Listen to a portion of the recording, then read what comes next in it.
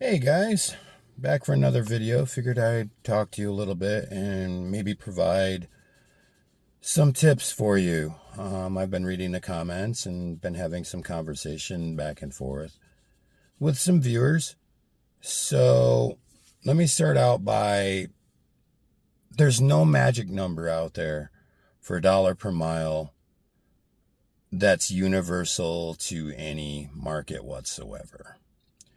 I got a few things jotted down here just so I remember my talking points. I kind of sat and wrote them out. So just bear with me as I go through these. But basically, there's no magic number in a market. Some people will tell you $1 a mile. Some people tell you $2 a mile.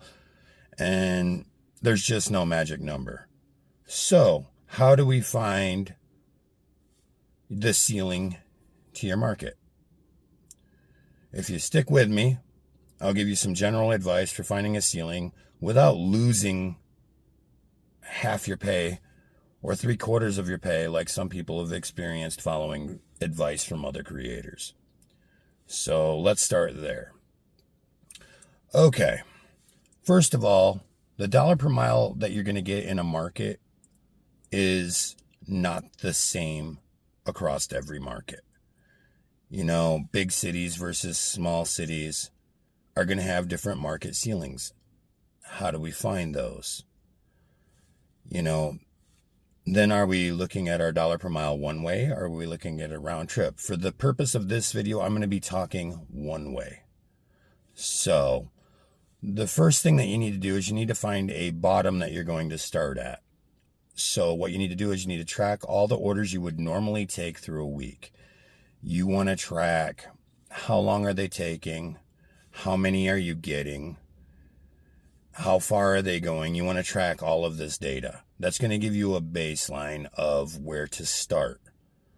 So that's where we need to start. Okay. Now, the reason you track it is because if you try to keep it all in your head, you're going to second guess yourself later on orders and all of that. You want to get a baseline to go.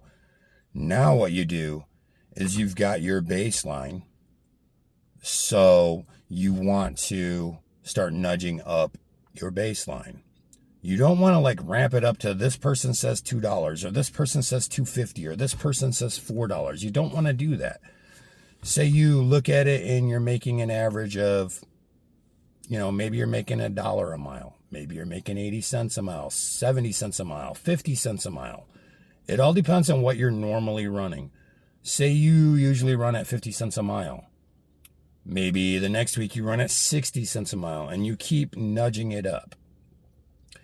And you do this and you track it over the course of a week, not a single day, because markets change every single day of the week. Anybody that's done this a long time knows that they do. So then what you do is you start nudging it up. And then you start looking at your weekly end. And when you start losing orders and your money starts to go down, the market's just told you what its cap is. You might find you can get all the way up to $1 a mile while still keeping your platinum and not losing your stats. So this is how you track it. And it's going to be different in every single market. And it's going to be different per month. Maybe it's different in July. Maybe it's different in October. Maybe it's different in December. Markets change. So I'm checking my notes here. But yeah, you just keep nudging it up until you find that market ceiling. The market will tell you where its ceiling is, and then you adjust from there. And then at least for a little while you've tracked this data, you're making as much as you can out of your market. Now, I've also had commenters say platinum matters. Platinum doesn't matter. Tiers matter. Tiers don't matter. Okay, so my experience, and it may be different from you, and if you find something that works, stick to it. Every market's different. Maybe platinum matters in a small city, a small college town. Maybe it matters to even see the orders to begin with. If not, you sit for hours. Maybe you're working in a major city where you can go out and you can run with no rank or silver on DoorDash and you're getting orders nonstop. That's great. If it works for you, do that. But you can't just assume that platinum doesn't matter everywhere just because it doesn't matter for you. It does matter for some people in various markets. So Also, when you're doing this tracking that you use to keep your platinum, inch it up. And you still may be forced to take some orders to keep your platinum that maybe don't track with where you want to be. But I can tell you my general experience for a very small market when I work it is I run $1 a mile when I want to just get volume out. If it's $10 going 10 miles one way, I run it. If it's $5 going 5 miles one way, I run it. These are food orders. On grocery orders, I like to get about $2 a mile one way. So if it's going 10, I want 20. If it's going 20 miles, I want 40. If it's going 5 miles, I want 10 for shopping. This is a good baseline. And if it's not working for you, don't continue to do it and drive your money into nothing or start declining everything, because that's not the way to do it. You got to find the balance for your market. Plain and simple. Every market's going to be different. You need to go out there and do trial and error and figure out where you need to be on the orders that you're running. And I can tell you, you can drive 30 miles to a different city, 30 miles to a different town, and that town is going to operate completely different than the one you just came from. So the market sets the ceiling. The market absolutely sets the ceiling. I don't set it. Other content creators don't set it. There is no magic number for your market that works universally everywhere. It's going to be different no matter where you are. And that's what a lot of commenters and viewers and other content creators do not understand, is that every market is completely and 100% different. I can go out to my market at any given time and make $200 on DoorDash. And some days I might do it in 10 hours. Some days I might do it in 8. Other days I might do it in 15, just throwing out there. Every day is going to be different. You're going to have to make adjustments.